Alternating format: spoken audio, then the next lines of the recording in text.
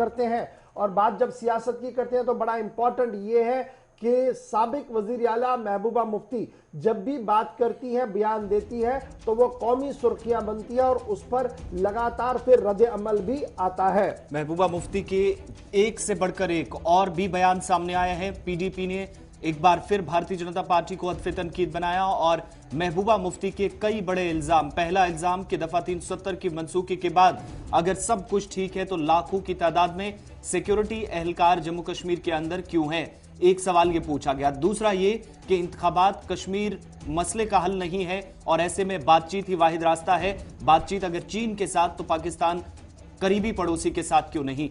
तीसरी बड़ी बात जो इल्जाम उन्होंने भारतीय जनता पार्टी पर लगाया या सरकार पर भी सवाल उठाए कि पीपल्स डेमोक्रेटिक पार्टी को पाबंदी लगाने की कोशिश सरकार की तरफ से हो रही है। महबूबा मुफ्ती के बकौल और उनके मुताबिक अदालतों के जरिए जब कोई भी सबूत बीजेपी के पास नहीं है तो अदालतों के जरिए हमें और कुछ और लोगों को डराने की कोशिश। महबूबा मुफ्ती के इस इल्जाम के बाद बीजेपी ने पलटवार करते हुए यह इल्जाम आयद किया है कि मजहब के नाम पर सियासत महबूबा मुफ्ती की पुरानी कहानी है जिसे आज भी वो बार बार दोहरा रही। वोटर टर्नओवर पर भी उनकी बात जो है वो सामने आई है। वोटर टर्नओवर जितना भी ज्यादा हो उससे मसले कश्मीर पर, कश्मीर इशू पर कोई फर्क नहीं पड़ेगा। कल की प्रेस कॉन्फ्रेंस की कुछ बातें हम बता रहे हैं क्योंकि ये बड़ी इंपॉर्टेंट बातें हैं।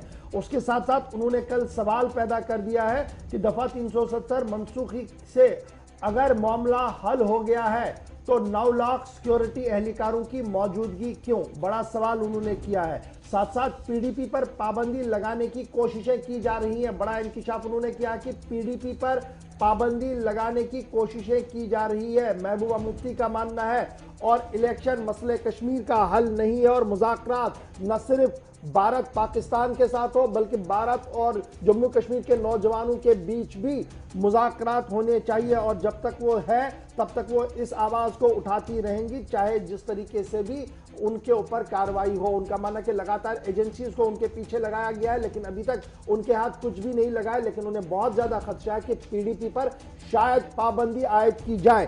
तो बड़ा इल्जाम, बड़ी बात वो कह रहे हैं, इस पर रद्द-ए-अमल जरा बराह रास्त देख लेते हैं क्योंकि हमारे साथ भारतीय जनता पार्टी के senior spokes person retired brigadier Anil Gupta साहब ज्वाइन कर चुके हैं जो जम्मू कश्मीर के हालात और पॉलिटिकल पॉइंट पर तो जवाब दे रहे हैं लेकिन ये मिलिट्री एस्पेक्ट को भी काफी क्लोजली देख रहे हैं। बहुत शुक्रिया सर हमारे साथ ज्वाइन करने के लिए। Good morning. जिस तरीके की प्रेस कॉन्फ्रेंस आ रही है और जिस तरीके से इस प्रेस कॉन्फ्रेंस को अब इंटरनेशनल मीडिया ने भी टेकअप किया है, आपका पहला रिएक्शन ये कहना कि अगर सब कुछ ठीक है तो 9 लाख फौजियों की मौजूदगी आज क्यों और इदारों को गलत इस्तेमाल कर रही है सरकार और पीडीपी पर पाबंदी लग सकती है। गौर साहब शुक्रिया, अस्सलाम वालेकुम, गुड मॉर्निंग।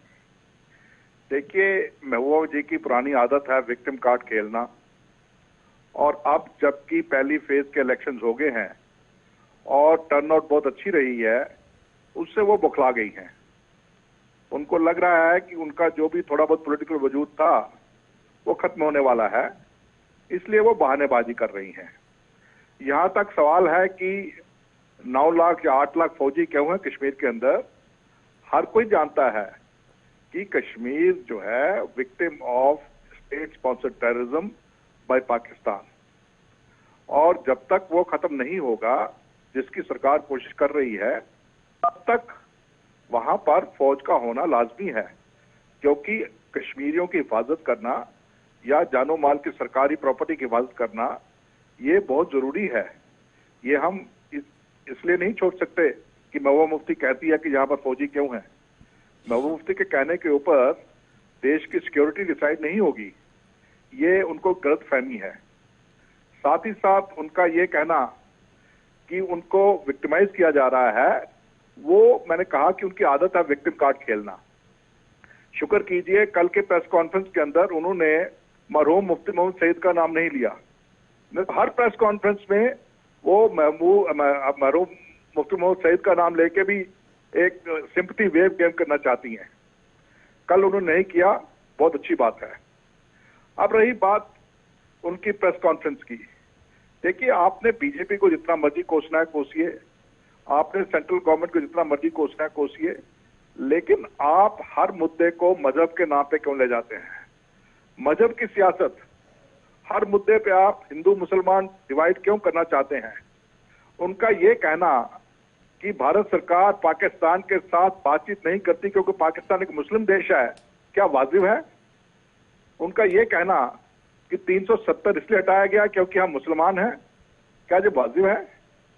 हर बात के ऊपर इस प्रकार की, और रोशनी को भी मजहब के साथ जोड़ना, ये कहना कि रोशनी के जो टारगेटिंग की जा रही है वो एक सिलेक्टिव कम्युनिटी के खिलाफ की जा रही है, ये सब क्या है? इससे क्या हालात सुधरेंगे? इससे क्या जो अमन शांति बहाल हुई है वो कायम रहेगी? आप लोगों की इमोशनल एक्सप्लॉयटेशन करते हैं मजहब के नाम के ऊपर, और फिर आप कहते हैं कि जो हमने अलायंस बनाई है वो एक बड़े मकसद के लिए है, एक सेकुलर अलायंस है, रीजनल या रीजन स्पेसिफिक नहीं है। मैं तो पूछूंगा डॉक्टर फरूक अब्दुल्ला से, जो कि चेयरमैन है इसके, कि क्या वो महबूबा मुफ्ती के साथ एग्री करते हैं जो कुछ उन्होंने कहा कल की प्रेस कॉन्फ्रेंस में? उनको जवाब देने दीजिए, पूरा देश देख रहा है। इंपॉर्टेंट ये है कि कल जिस तरीके से आप कह रहे हैं कि विक्टिम कार्ड पीडीपी खेल रही है, यही इल्जाम बीजेपी पर वो लगा रही है और कह रही है कि बीजेपी लगातार विक्टिम कार्ड भी खेल रही है और माइनॉरिटीज को खौफजदा करने की नई नई कोशिशें कर रही है। पूरे मुल्क के अंदर जो है सूरत हाल इसी तरीके की बनाई जा रही है और जम्मू कश्मीर के ऊपर जिस तरीके का माहौल पैदा किया जा रहा है उससे साफ लग रहा है कि आने वाले दिनों के अंदर क्या कुछ होगा। ये बेसलेस चार्ज है। आप कोई एक चीज बताइए जिसमें कि सेंट्रल गवर्नमेंट की या भाजपा सरकार की कोई कार्रवाई जो है वो कम्युनिटी स्पेसिफिक रही है। कोई एक आप एग्जांपल देके दीजिए। हर काम, हर प्रोग्राम, हर चीज, हर मसला जो है कौमी सतह से देखा गया है, किसी मजहबी एंगल से नहीं देखा गया, जब माइनॉरिटी मेजॉरिटी की सिचुएशन नहीं देखा गया है। ये गलत फहमी लोगों में फैलाया। यही तो मैं कह रहा हूं कि विक्टिम कार्ड खेलना और लोगों में गलत फहमी पैदा करना, ये महबूबा जी की पुरानी आदत है। और ब्रिगेडियर साहब, क्या आपकी नजर में PDP really threat to nation है? बिल्कुल नहीं है। पीडीपी तो खत्म हो चुकी है ना, इसलिए तो मैं कह रहा हूं कि अपने पॉलिटिकल वजूद को खत्म होते देखकर वो बहानेबाजी कर रही हैं कि लोग तो पूछेंगे ना इलेक्शन के बाद सवाल इनसे, क्या आप ऊंची ऊंची बातें करते थे कि मेरे साथ कार्यकर्ता है, मेरे साथ लीडर तो मेरे को डिजर्ट करके, लेकिन कार्यकर्ता मेरे साथ है, कहाँ है? पर अनिल साहब वो तो कह रही है मैं वेलकम करती हूं लोग अगर बाहर आ रहे हैं, मगर ये सभी चीजों के मसले का हल नहीं है। नहीं, देखिए वो तो वेलकम उनको करना ही पड़ेगा ना। जब हो गया, उन्होंने पहले तो सोचा कि बायकॉट होगा, जब बायकॉट नहीं हुआ तो उन्होंने बयानबाजी बदल ली। ये तो उनकी आदत है ना, मौके को देख के बयानबाजी करना। पहले तो कह रहे थे कि लोग बायकॉट करेंगे, उनको उम्मीद थी कि लोग बायकॉट करेंगे, लोग आएंगे नहीं बाहर। इन्होंने बहाने लगाया कि हमारे कैंडिडेट को कैनवस नहीं करने दिया गया, उनको बंद करके रखा गया, उसके बावजूद लोग बाहर आए हैं। इसका मतलब लोग डेमोक्रेसी चाहते हैं। और उनका ये कह देना कि ये कश्मीर मसले का हल देंगे, किसने बोला ये कश्मीर मसले का हल है? ये तो पंचायती राज इंस्टीट्यूशन का 3rd टियर का इलेक्शन है, ये कोई रेफरेंडम थोड़ा ही है। ये इस बात की बातें ये महबूबा मुफ्ती ही करती हैं।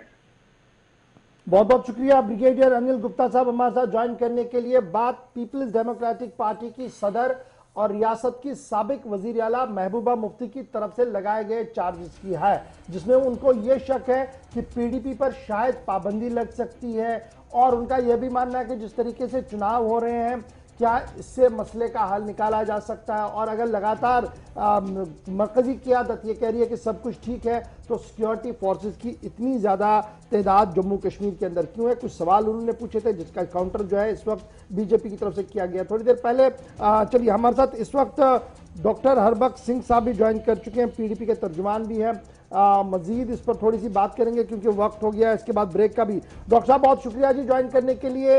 महबूबा मुफ्ती साहिबा ने कल प्रेस कॉन्फ्रेंस की और रिटायर्ड ब्रिगेडियर अनिल गुप्ता साहब ने उनका जवाब दिया, कहा कि मसले का हल तो है नहीं है, लेकिन तो पंचायती सिस्टम एक चलाना है, लेकिन एक विक्टिम कार्ड और मजहबी कार्ड लगातार पीडीपी खेल रही है और उसी के बहाने आगे बढ़ना चाहती है। देखो इशफाक साहब, इन्होंने अभी कहा बाइकाट की बात। बाइकाट का फायदा किसको होता है और किस तरह इन्होंने 5 सरपंच और बीडीसी के इलेक्शन करवाए। इनको इस वक्त भी यही ख्याल था कि पार्टिसिपेशन नहीं होगी, कोई भी पार्टी यहाँ पे नहीं करी। नहीं तो 70 साल 80 साल की हिस्ट्री में बर्फ के दौरान कभी इलेक्शन नहीं हुआ है और आज तक कभी हुआ नहीं है कि दिसंबर के महीने में सुबह 7 बजे से 2 बजे तक इलेक्शन किया जाए। जो ये बात कह रहे हैं कि हम मजहबी तौर पे चीज को नहीं लेते, तो आज देखिए कि आज जो इनके इंडिपेंडेंट या प्रॉक्सी कैंडिडेट्स हैं उनकी सिक्योरिटी देखिए, उनकी बीपी गाड़ियां देखिए, और जो डीडीसी कैंडिडेट अलायंस के उठे हैं तो उनका सिक्योरिटी कवर देखिए। ये जो इस वक्त की बात ये बार बार कहते हैं, लेकिन डॉक्टर साहब ये आपको भी पता है जब चुनाव होते हैं तो सरकार का अमल दखल बड़ा कम रहता है और कमीशन सारा कुछ देख रहा है। इसमें सरकार या पार्टी को घसीटना कितना अच्छा है, क्योंकि आपके टेन्योर में बहुत सारे चुनाव हुए जिस पर इसी तरीके के सवाल उठे और फिर आप भी यही कह रहे थे कि आपके हाथ में कुछ भी नहीं है तो कमीशन देख रहा है सारा। अशफाक साहब, पहले कमीशन जो थे वो कमीशन हुआ करते थे। अब ये आपको भी पता है कि यहाँ का सिस्टम जो है वो कमीशन कितना इंडिपेंडेंट काम कर रहा है। हमारे जो, मैं खुद भी इलेक्शन लड़ रहा हूँ, हमारे जो आरओज हैं उनको आज तक सिस्टम की नहीं पता है। उनको ये नहीं पता है कि किस दिन इलेक्शन की मुहिम बंद होगी और एक कैंडिडेट को क्या क्या चीज रखनी है, स्टैंप क्या बनानी है। इन्होंने ऐसे ही ये एक चोर दरवाजे से कोशिश की थी इस सिस्टम को करने की, अब ये बौखला गए हैं। और बाइकाट का फायदा किसको होता है ये इनको पूरी पता है। हमारी पार्टी जो है, हमने हमेशा कहा कि कश्मीर मसले का हल निकालिए। ये जो वोटिंग वाला सिस्टम है ये लोअर लेवल पे लोगों की थोड़ी सी मिजरीज को कम करने के लिए ठीक है, लेकिन जो धीरे ना हल है जिसके लिए बातचीत करनी है, और जो आप विक्टिमाइज किया जा रहा है, जैसे वहीदुर रहमान परा को देखिए, हमारे बाकी लीडरों को देखिए, जो बार बार, जिसने वहीद साहब ने फार्म भी भरा था डीडीसी का। डॉक्टर साहब वहीद साहब पीडीपी के यूथ प्रेसिडेंट है, एनआईए की कस्टडी में अदालत मॉनिटर कर रही है मामला को। लेकिन आपको ये भी याद होगा ना कि महबूबा मुफ्ती साहिबा जब चीफ मिनिस्टर थी तो कितने लोगों को एनआईए ने लिया, और जब उनसे ये पूछा गया था उन्होंने कहा था ये इंडिपेंडेंट एजेंसी है। आप भूल क्यों जाते हैं इस चीज को? लेकिन जब फार्म भरा उसके बाद ही कार्रवाई क्यों? तो ये थोड़ी ना है कि कोई चीफ मिनिस्टर बनते हुए भी किसी के ऊपर कोई एमएलए बन के भी कार्रवाई हो सकती है। नहीं, फार्म भरना कोई देशभक्ति का सर्टिफिकेट थोड़ी ना कि ऑल इज वेल। उसी वक्त क्यों जब फार्म भरना है? नहीं, हो सकता है टाइमिंग पर आप सवाल उठाए, लेकिन फार्म भरने का कथित तौर पर यह मतलब नहीं है कि ऑल इज वेल और वो जनाब 100% क्लियर है हर कोई। पहले भी कार्रवाइयां हो सकती थी, इसके बाद भी कार्रवाइयां हो सकती हैं। पहले कार्रवाइयां होती तब भी इसी तरीके का सवाल पूछना था जी। बहुत शुक्रिया डॉक्टर साहब हमारे साथ ज्वाइन करने के लिए जी।